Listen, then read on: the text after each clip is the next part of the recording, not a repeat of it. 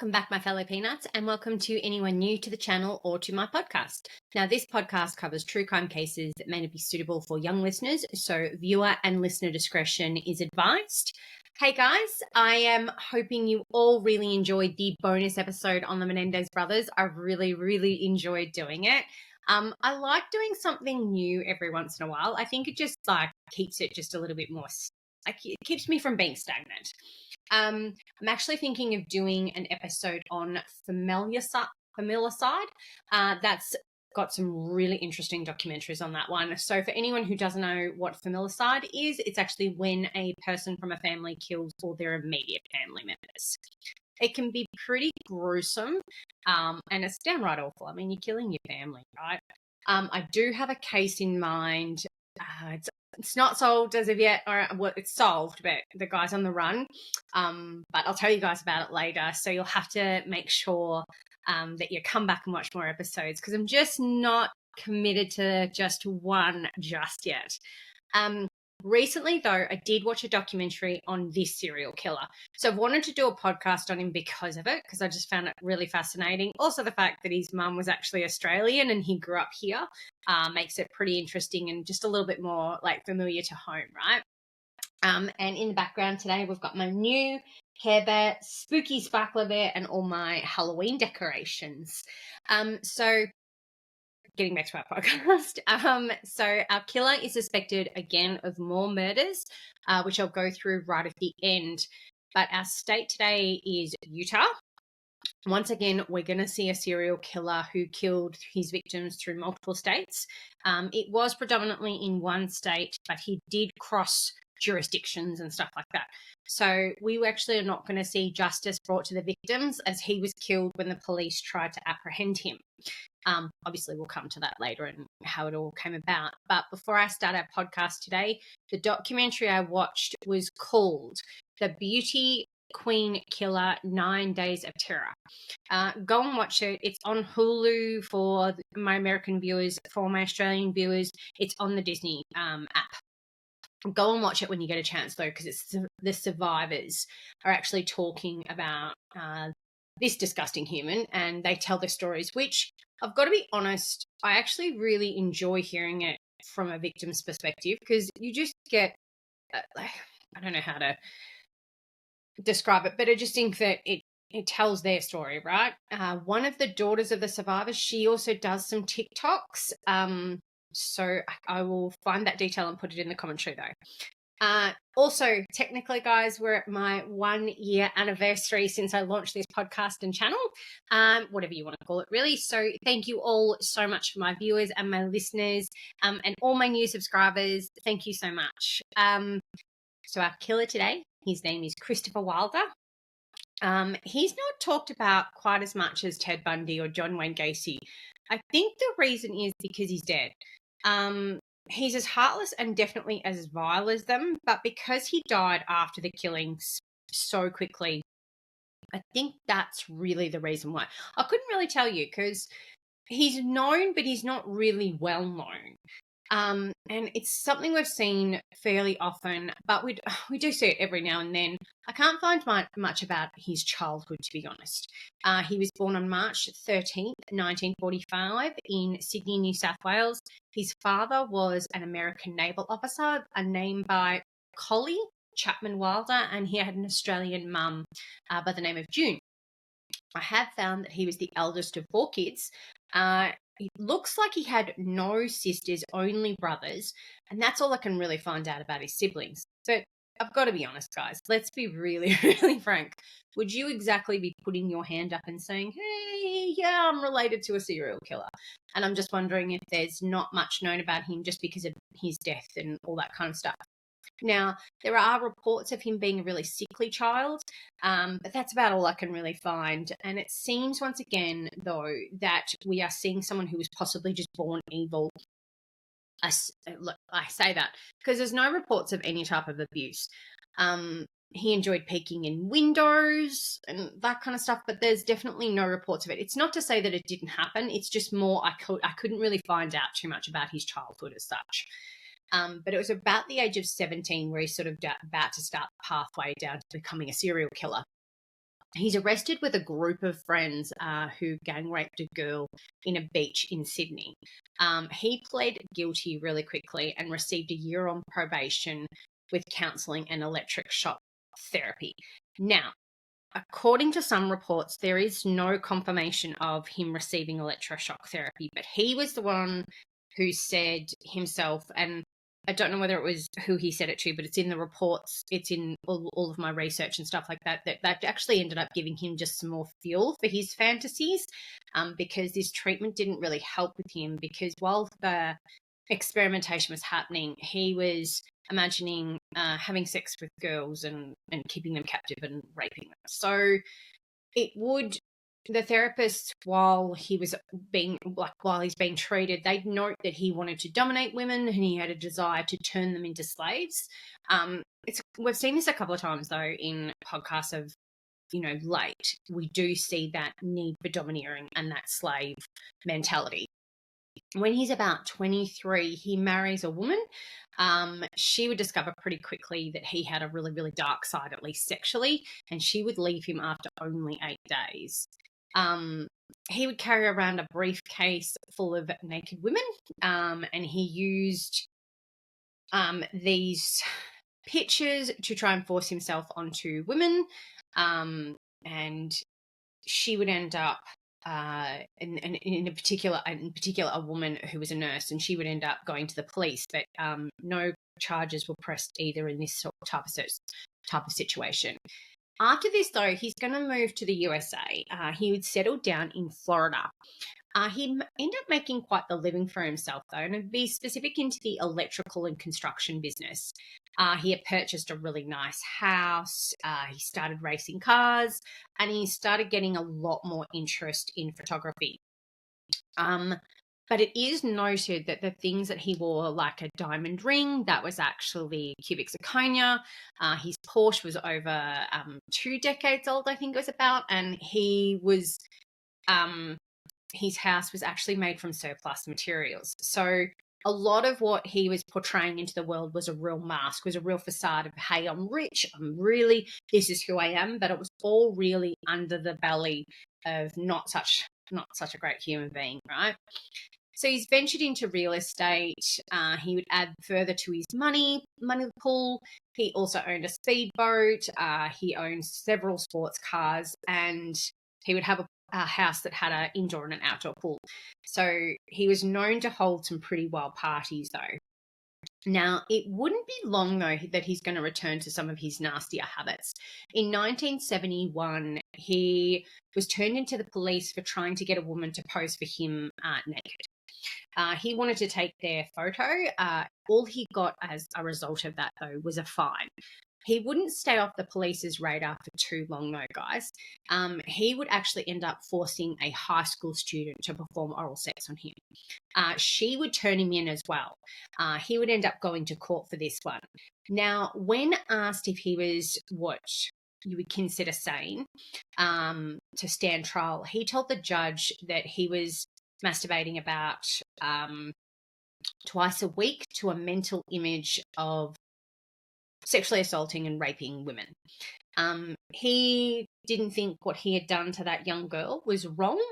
Now, a doctor would, a psychologist, psychiatrist, I wasn't able to determine which one it was, said that he wasn't safe in an unstructured environment, and both the doctor and a psychiatrist would suggest that he required heaps more treatment. He would then ask his lawyer to actually get him a plea deal, and the case ended up proceeding to trial, but the jury would ultimately acquit him. I can't find anywhere as to why this sort of things happen, but look, guys, this is such a common occurrence, right? We're seeing a lot of these serial killers who have done some pretty depraved acts, and unfortunately they just keep getting off. Like the system itself just seems to allow for this. Now, granted, it's the 70s, so I don't really know what time and age that was, so it's really hard to determine, but I can't imagine in this time and age that it would happen. But I also do know it does slip through the cracks, right? Now, 3 years later, he outright raped someone. He started using an alias by the name of David Pierce. And he would approach two girls in a shopping centre this time, and he was posing as a photographer who wanted to find models. One of them went with him, and he would end up drugging her and forced her to have sex with him in his car.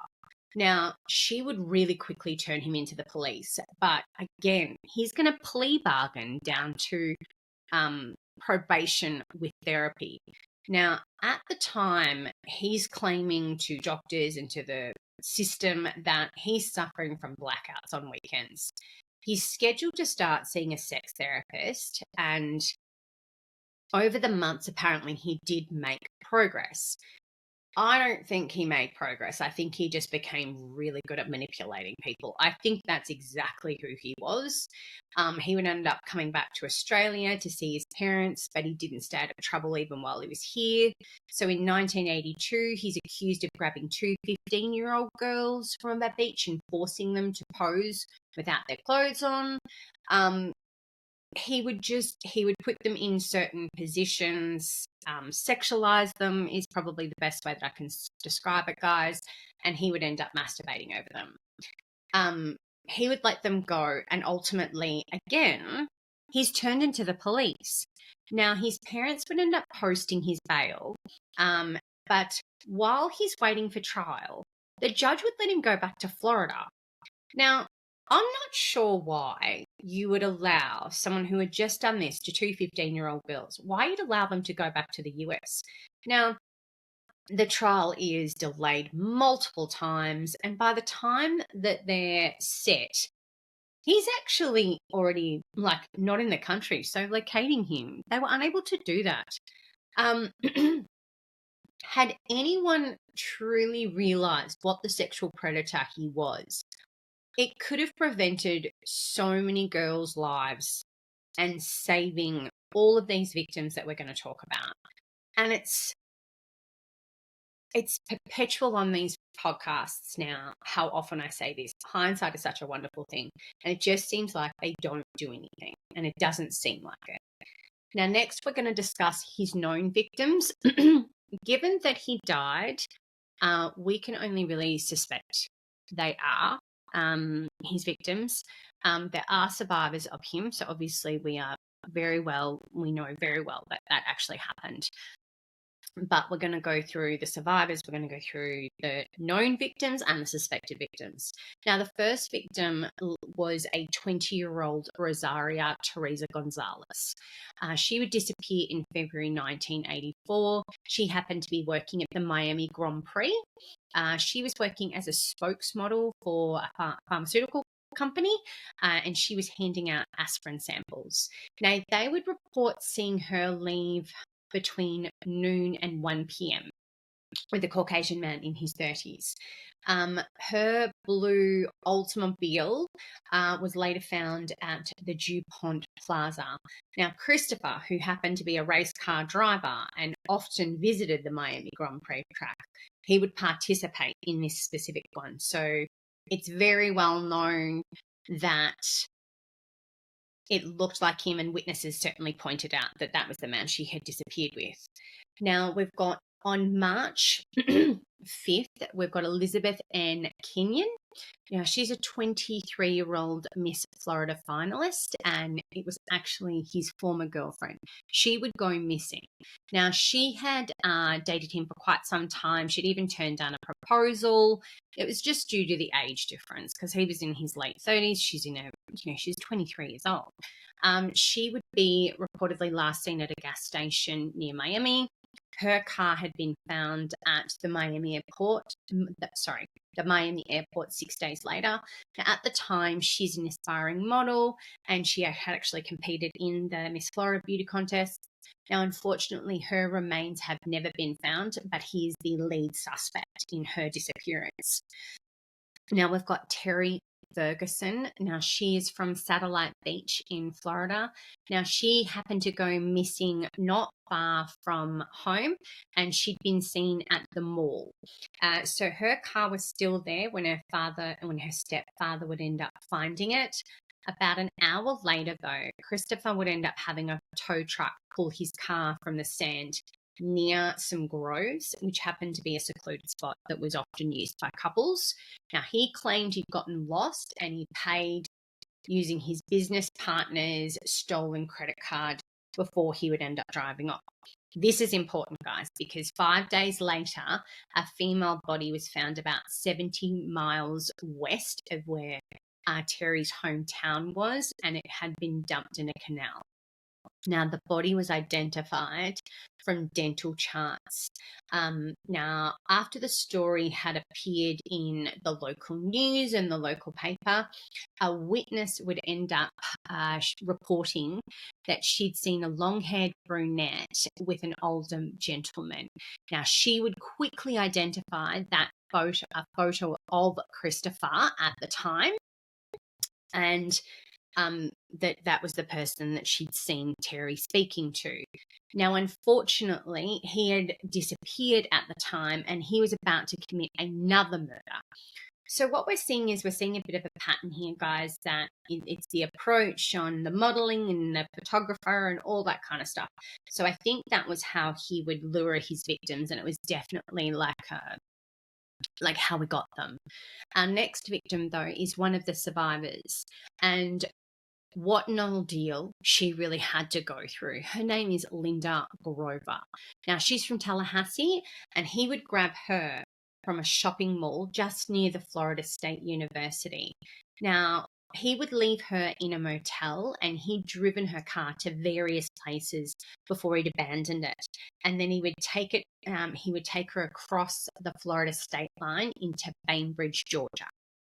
Now, that just happened to be close to the border of Louisiana as well. She's only 19, and she's really pretty. She's a gorgeous blonde, and she'd fallen for the line that he told everybody. Wants to photo her because he thinks that she'd be good as a model.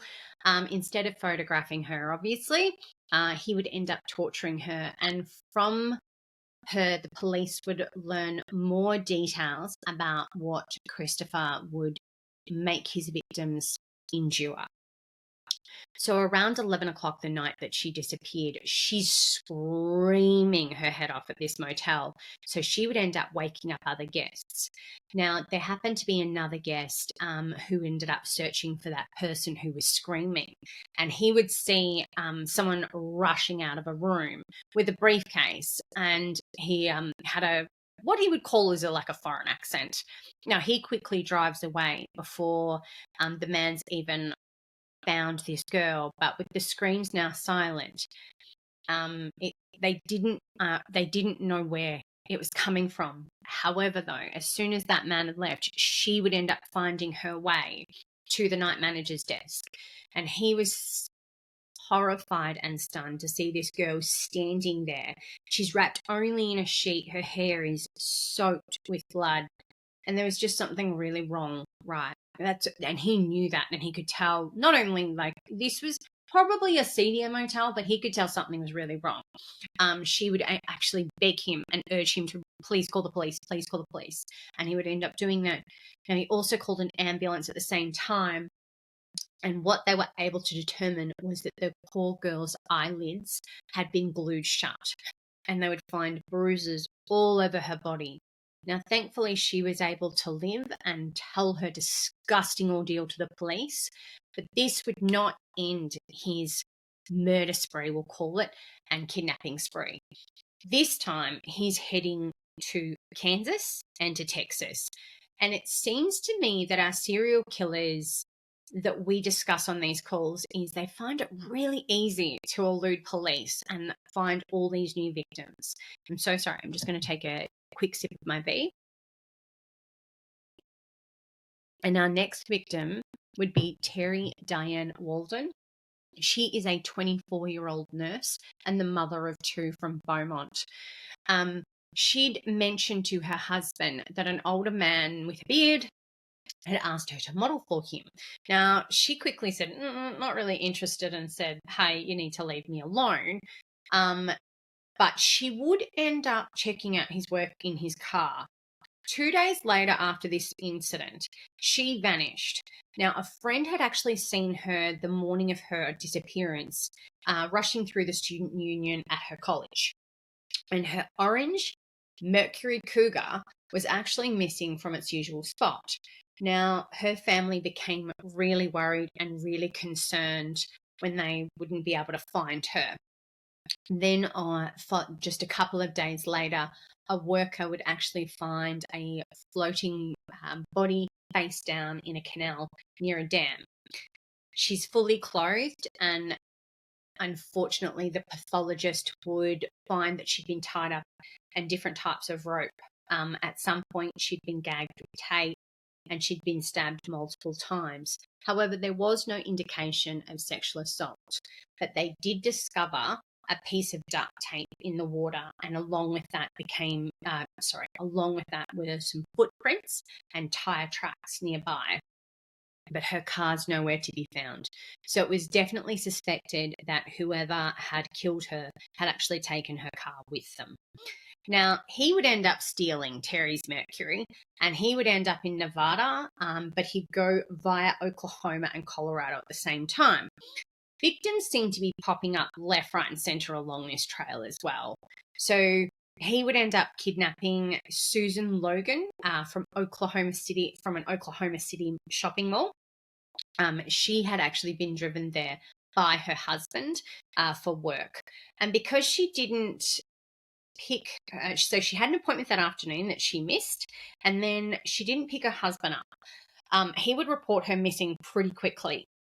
Now, on the same day that Terry Walden was discovered, a fisherman would actually end up finding Susan floating in a reservoir. Now, unlike Terry, she'd been tortured and she had been raped before she was stabbed to death. So we're definitely seeing an escalation here, guys, again. We're just seeing it time and time again. She would have small cuts on her back as if she'd been stabbed superficially with a knife. So I'm guessing that was a part of the torture that she was forced to endure.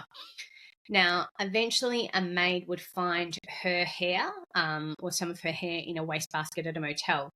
Susan had likely been lured away with the interest of modelling. She'd been dead less than an hour when she was found, but she wasn't identified for over a week. So it's just insane how he is able to charm enough women to get them to let their guard down. His next victim was 18-year-old Cheryl Lynn Bonaventure. Now, he held her captive for a period of time. We can't really be sure of how long he actually kept her. What we do know is before he took her, he'd wandered through the mall previously, and he was asking more and more girls, that he wanted to take their photos for modelling jobs, and someone had actually seen him with Cheryl and a girl who'd already done some modelling and hoped to do some more. So Cheryl's already a model and she wants to do more. So this guy, absolutely, she thought she was in for an easy modelling job. Now, her Mazda was left in the parking lot. It was locked and it had her sunglasses inside. So a nationwide alert is now targeting him as a fugitive, and he's a predator of pretty girls. This missing reports received a lot of immediate attention. And fortunately, a waitress had later said that she'd spotted Cheryl on the same day that she disappeared, having lunch in Silverton, Colorado, about 100 miles away from where she had disappeared, with a man who looked exactly like Christopher. Now, she had given her name to the waitress and told her they're heading for Vegas. Another teenage girl had also been eating lunch at the same establishment and left the restaurant with them as well. So, unfortunately, Christopher and this company spent the night in a motel and they've gone to Vegas. But that was the end of the line, unfortunately, for Cheryl. He was already scouting for his next prey before she's even dead. Her body was not found for a couple of months after she disappeared, but it was found in the same year that she disappeared.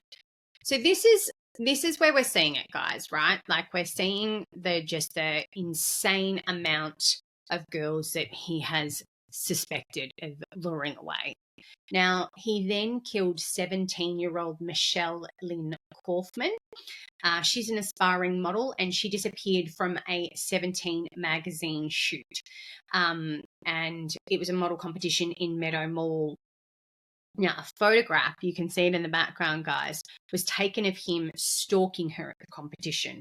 Now, her body remained undiscovered on a roadside in a California rest stop, and wasn't identified until about 6 weeks after her body was found, and that was found through dental x-rays. Now, our next victims, or at least two of them, they lived to tell their story in the documentary that I watched, The Beauty Queen Killer. It's really disturbing, some of the things that are highlighted in the documentary, guys, so just be aware of that. And there are some theories that I don't necessarily agree with. I think it's very easy for someone to make assumptions when they aren't in another person's shoes. And the reason I say this is, guys, where a 16-year-old girl by the name of Tina Marie, I want to say this right, Risiko, she just filled out a job application at Hickory Farms, which is just near Torrance in California. He'd already followed her into the store, and he was about to offer her $100 for posing for him. Now, he told her that he was shooting a billboard, and it would be seen for miles around. So you can imagine, she's 16 years old. She's wanting to have that kind of, fame, as anyone would at that age. And what he needed was, before he could do that, though, he needed to do a few test rolls. Now, apparently, she did pose for some photos for him, and after one roll, she told him that she had to go home. Now, to her surprise, though, he grew really angry and grew really, really aggressive, and he pulled out a gun and he stuck the barrel into her mouth and then said, "Your modelling days are over." I cannot imagine the fear that poor girl had to endure, knowing at 16 and she's not even aware, of what this man is capable of. He would end up tying her up, and he put her in his car, and this is the one still stolen from Texas, and he drove over 200 miles to El Centro in California in this stolen car. Now, he would take them into a motel room, and he would take her inside. He tied her to the bed, and he attacked her, but he hadn't mentioned anything about killing her yet. Now, I think it's a really good theory, and a lot of people have said it. Because she almost had that Stockholm syndrome, and she really quickly understood that she needed to comply with him in order to survive. So that's possibly one of the reasons why he kept her alive. Now, she would be, a missing persons report would be filled out pretty quickly by her. She had family. She had a boyfriend who insisted that she had not run away. They knew that she'd been at Hickory Farms. It was just, they didn't know from there where she'd gone, but she didn't come home. Now, the store manager would identify pretty quickly that it was Christopher Wilder that had been the man that had approached her. And it was, imagine the fear that family, and she was really into her boyfriend, so he knew she wouldn't just go missing. Now, they would end up driving further east, and so what would happen is he would take Tina through Texas, and then he'd drive her to New Mexico. He began to spot, though, a lot of articles about him. So wherever he went, all he could see was his picture. So lots and lots of people were already on the lookout for him. So he's already probably on a lot of edge. And at this time, they're also aware of the car that he's driving. Somehow, though, he's still not caught. He still manages to stay in the car.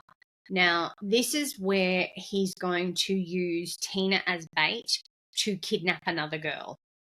And in this documentary, Donette does suspect that Tina was in on it and that perhaps she wasn't an innocent victim. I'm not sure of that, being that she was 16 and compliant. But Dawnette Wilt, she's filling out a job application in Indiana, and this girl comes up to her, Tina Marie Wilder, she introduced herself, and she's asked her, hey, do you want to just step outside because the store manager wants to talk to you? Now, this actually turned out to be Christopher. Now, he had forced one victim to lure another one, and he grabbed Dawnette really quickly and used a gun to force her into the car. Now, he would place duct tape over both her eyes and her mouth, and because she'd already seen who Tina was, he was free to torment. So he used Tina to drive the car while he did unspeakable things to Dawnette in the back of the car. They'd end up stopping in a hotel in Iowa, and that was where Dawnette was just tortured even more. And it was just, so Tina was given a break from all the rape and all the torture, and then Dawnette was forced to endure it. And they drove across Pennsylvania to New York State. Tina and Christopher would end up taking photos at Niagara Falls before they go to Rochester in New York. All this time that this is all going on, Dawnette is the victim the whole entire time.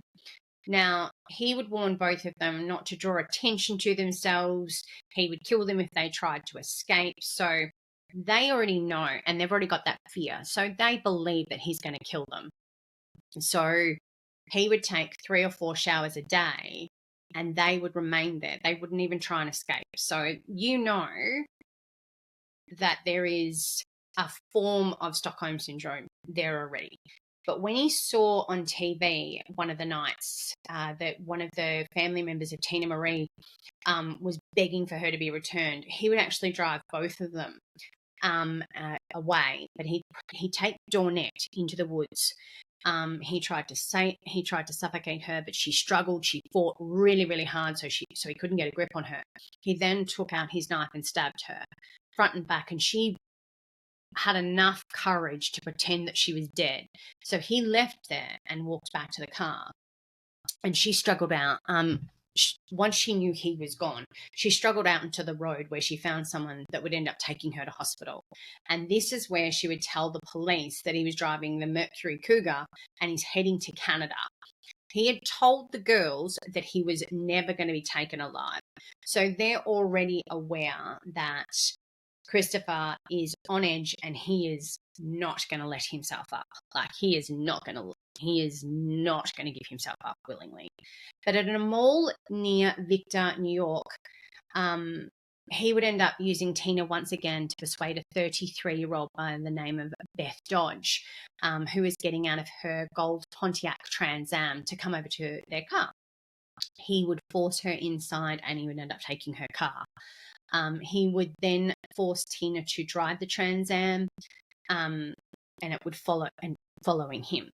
When he managed to find like a road that he drove off and into a small gravel pit sort of area, he made the woman Beth get out, and he would end up shooting her in the back.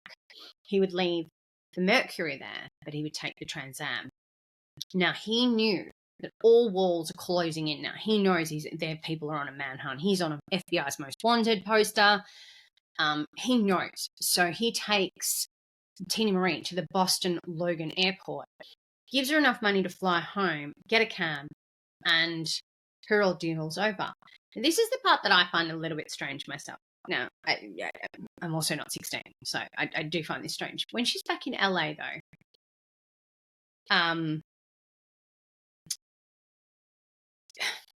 she goes to a lingerie store and she speaks to the sales clerk or the sales manager and told her that Christopher made her cut her hair short to look like the girl at a flash dance. And then some friends would see her and would end up taking her to the police. I don't know if it's because of what she had endured. I'm just I'm not sure. Like, it just doesn't, it seems very strange that this is the way that she would behave. But then again, I haven't been kidnapped and held, hostage. But she did think that she was going to be shot in the back when she was walking away from him. At least that's what she told the police. So on April 13th, Christopher stopped at Vic's Getty service station in Colebrook, New Hampshire, to ask for directions to Canada, because that's where he's going to flee to next. Now, we've got two state troopers, Leo Jellison and Wayne Portier. They would approach him, and he quickly went back to his car, and thankfully Jellison was able to grab Christopher from behind, but in the scuffle there's two shots that are fired. Now, the first bullet would actually hit Christopher and exited through his back and into Jellison. The second bullet, though, would end up hitting Christopher in the chest. He would die. And Jellison was actually seriously wounded, but he would recover and end up returning to full duty. However, and this is, I think it was Jerry Brudos who also had this. So The Collector by John Fowles, in which a man keeps a woman in his cellar against her will until she dies, was found among his things. But we saw it earlier in the podcast where he talked about that's what he wanted to dominate women and all that kind of stuff. Just a heads up, he was actually cremated, leaving a personal estate of more than $7 million. In June 1986, a court-appointed arbitrator ruled that after the tax balance was to be divided amongst the families of the victims. So I really do, in this component, I really do think that that's awesome that the victims got something. Now, the next part of our podcast is going to be focused on some of the suspected victims. There is quite a bit to get through here, guys. But I do think we need to capture them, as I do suspect there are more victims. And given what he put his survivors through, I definitely think there's a possibility that there's more. Now, our first suspected victims are while he was still living in Australia, and it's in January 1965. Marianne Schmidt and Christine Sharrock are both 15, and they're both murdered at Wanda Beach in Sydney, Australia. They're discovered the following day after they disappeared, and they're partially buried in the sand. Now, the girls had been bludgeoned, stabbed and slashed, and their killer had cut their clothing and attempted to rape them both. Now, these murders, though, they came just after 2 years after he'd been charged with the gang rape. He was one of the 3 potential suspects in the killings, as he did closely resemble the sketch of the killer. Unfortunately, these murders do remain unsolved, but he is known as one of the main suspects. Now, we've got in January 1981, 17-year-old Mary Opitz. She went to the Edison Mall in Fort Myers, Florida, with her mum and her brother, and she was growing just a little bit tired, and she grabbed a bag of pretzels and headed off to the parking lot to wait just by the car near her family. But roughly an hour later, her mum would actually return to the car, and she discovered the things that Mary had been carrying, but they're sitting on the trunk of her car. So, unfortunately, it doesn't look great, and police would initially believe that Mary was a runaway, as it's not unheard of and it does happen a lot. And although her family disputed it from the beginning, the police sort of didn't act upon anything. But the following month, in February, Mary Elizabeth Hare, she's an 18-year-old girl that really, really resembles Mary Opitz. She disappeared from the same parking lot in that same mall. Now, once again, like the case with Mary, no clues are left behind. Mary Elizabeth Hare's car is undisturbed. Now, in June of 1981, Mary Elizabeth, her body would be located in a field. It was just in an area, it was underdeveloped in a certain part of Lake Acres in Florida.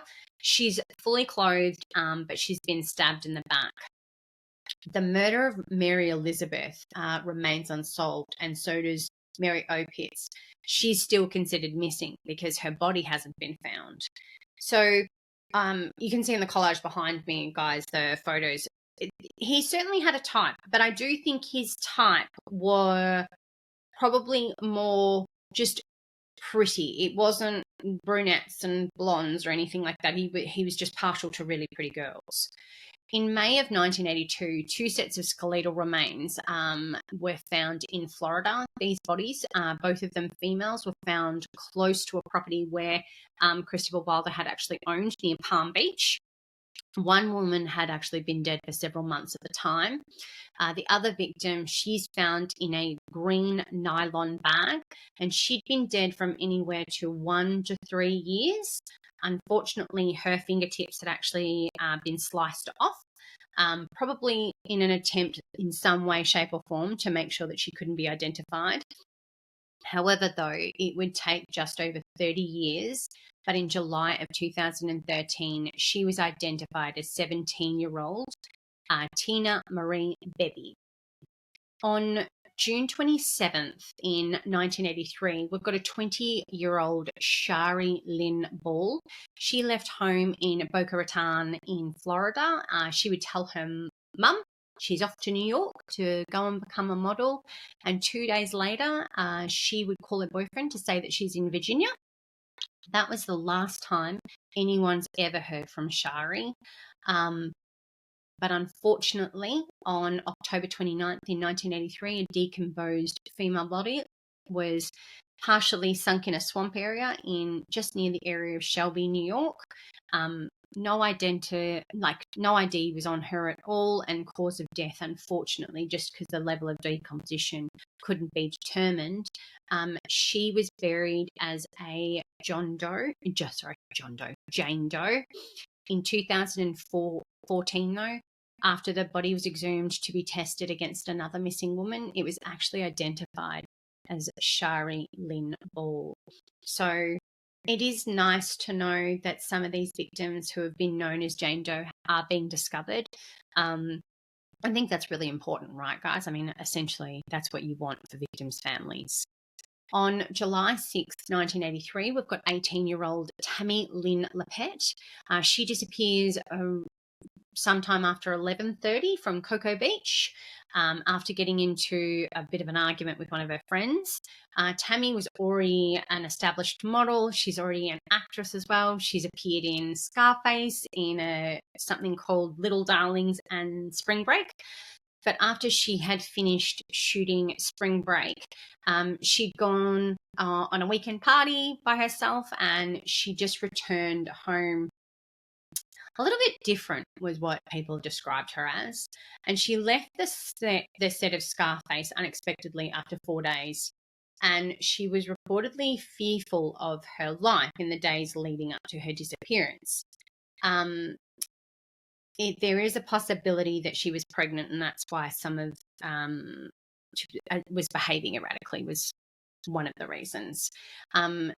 Tammy's mother was a modelling agent. She filed a wrongful death suit against Christopher before his death. She later dropped the case and citing that she never truly believed that her daughter was one of his victims. She's never been found, and she does continue to be missing.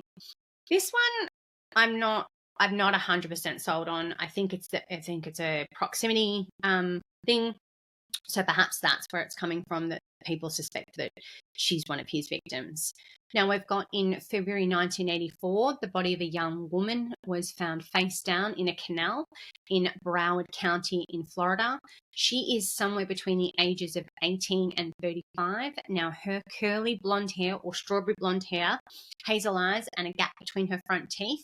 It's been estimated that she was killed about 2 days before her body was found, but she remains to this day as known as the Broward County Jane Doe. I've got her picture up in the background, guys, so if you do think that, you know this person, I think it would be really fantastic if we could identify her.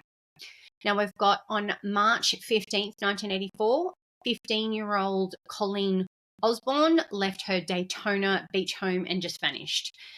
He happened to be staying in a motel in Daytona Beach around the same time. Now, despite many searches, she could not be located. And in 2001, Colleen's brother received an anonymous letter detailing where her body could be found. The letter was postmarked from Manchester, New Hampshire. Nobody was found where instructed, but the lead turned out to be a dead end. However, in 2007, there was a DNA match on a body that had been discovered in April of 1984 in Orange County, Florida. The body, which was unfortunately partially buried near a lake, had been unidentified for more than 30 years before it was determined that Colleen had been found and murdered. And that concludes all of our suspected victims.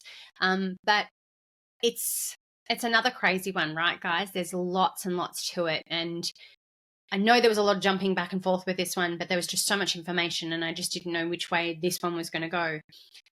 But thank you all so much for listening to this week's episode. If you like this podcast, please hit that like for the video, subscribe to my channel, go and listen to the other episodes if you haven't had a chance to. Have a wonderful weekend, my peanuts. I hope you have a fabulous one. And happy October month. Bye.